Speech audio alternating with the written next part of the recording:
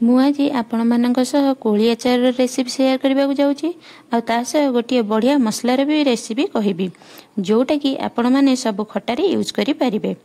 ଦେଖନ୍ତୁ ଆଚାର କେତେ ବଢ଼ିଆ ବନିଛି। ତାହେଲେ ଚାଲନ୍ତୁ ଷ୍ଟାର୍ଟ କରିବା। ହ୍ୟାଲୋ ଆଣ୍ଡ ୱେଲକମ୍ ଟୁ କଣ୍ଢେଇ ଓଡ଼ିଆ କିଚେନ୍। କୋଳି ଆଚାର ବନେଇବା ପାଇଁ ମୁଁ ଏଠି ପାଖାପାଖି 3 କେଜିର କୋଳି ନେଇଛି। କୋଳିକୁ ଭଲସେ ଧୋଇ ନେବେ ଆଉ ଧୋଇଲା ପରେ କୋଳିର ଡେମ୍ଫ ସବୁ ଭଲସେ ଅଲଗା କରିନେବେ, ନହେଲେ ମସଲା କୋଳି ଭିତରକୁ ଯିବନି। ମୁଁ ଏଠି କୋଳିକୁ 200 ଗ୍ରାମ ଲୁଣ ଦେଇ 3 ରୁ 4 ଦିନ ଖରାରେ ଶୁଖେଇ ନେଇଥିଲି ଆଉ କୋଳି ଭଲସେ ଶୁଖି ମଧ୍ୟ ଯାଇଛି। ଆଚାର ବନେଇବା ପାଇଁ ମୁଁ ଏଠି 1 କେଜିର ଗୁଡ଼ ନେଇଛି ଆଉ ମସଲା ବନେଇବା ପାଇଁ ମୁଁ ଏଠି ପାନମଧୁରୀ, मेथी, जुआणी जीरा, कला जीरा, सोरिष एंड किछि सुखिला लंका आउ किछि 250 ग्राम तेंतुली नहीं। तेंतुली को मुझे गरम पानी रे भिजई रखी। कोळीर क्वांटिटी देखी आपण माने मसलार भागमाप कम बेसी करि परिबे। एबे आमे फास्ट आचार पई मसला बनै नबा। गोटे पैन नहीं सेथिरे किछि लंका पके भाजिबा। आपण लंकार क्वांटिटी कम बेसी करि परिबे, जो हिसाब रे आपण राग चाहुतबे से हिसाब रे नेबे। फ्लेम को लो करिबा। लंका टिके भाजी होला परे एठी सब जिंस ऐड करि नेबा। एठी मु 50 ग्राम पान मधुरी नेछि आ 2 चम्मच मेथी, 1 चम्मच जुआणी, हाफ चम्मच जीरा, 1 चम्मच कला जीरा नेछि। सोरिष को आमे लास्ट रे यूज करिबा, नहले सोरिष अधिक भाजी हेले पिता लागे। सबु मसला भाजी होई गलानी। एबे आमे सोरिष ऐड करिबा एंड गैस रो फ्लेम को बंद करी 2 मिनिट जाए भाजिबा। एठे सब जिनस भलसे भाजी होई गलानी आ कलर भी बहुत बढ़िया आसिलानी। मसला एबे साइड रे ठंडा हेबा पई छाडी दबा आ एबे आचार बनेइबा। आचार बनेबा पई मु एठी गोटे बड़ डिश नेछि आ सेथिरे फास्ट 1 केजी गुड़ यूज करिछि। तापरे सेठी तेंतुली रस को ऐड करी 5 ରୁ 10 मिनिट जाए भलसे गुड़ फिटिला जाए मिसेइबा। देखंतु गुड़ भलसे पाग होई आसिलानी।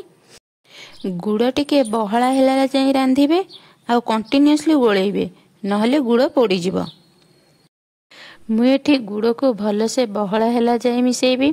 आमे जेमिति मुढ़ी मुआ पई गुड़ पाग करंती सेही भली टिके पाग करिबा, जहा द्वारा कि गुड़ पाणीचिया लगिबनी आ कोली रे गोटे लेयर बनै के रखिबो।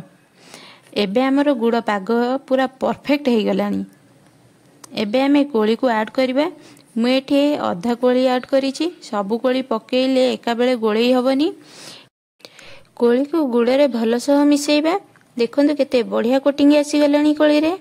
आपण भी थरे एही स्टाइल रे बनांतु ना, देखिबे बहुत बढ़िया लागिबो। एबे बाकी कोली को ऐड करि दबा। कोली को भलसे गुड़ रे गोळेई नबा।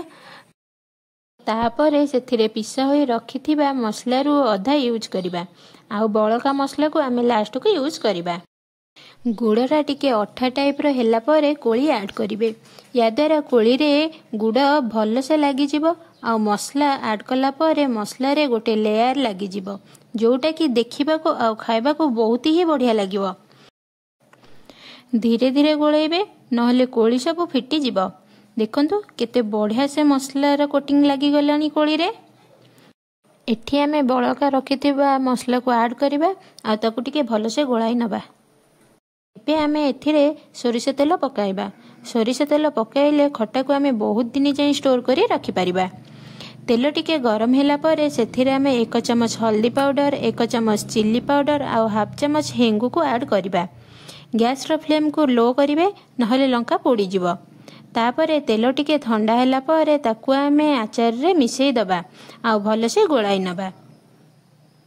एठी 100 ग्राम रो सोरिष तेल पकेइचे आ आचार टिके ठंडा हेला परे आ 200 ग्राम रो सोरिष तेल पकेइबी। तेल सब बेले गरम करके यूज करिवे, नहले आचार जल्दी खराब हे जिवो। हमर कोली आचार रेडी हे गला। देखंतु केते डिलीशियस दिसुची। निश्चिंत ट्राई करंतु आ वीडियोटी भलो लागिथिले लाइक करिवे, रेसिपी को निजर फ्रेंड्स आ रिलेटिव्स को सह शेयर करिवे आ चैनल रे नुआ थिले चैनल को सब्सक्राइब करिवे।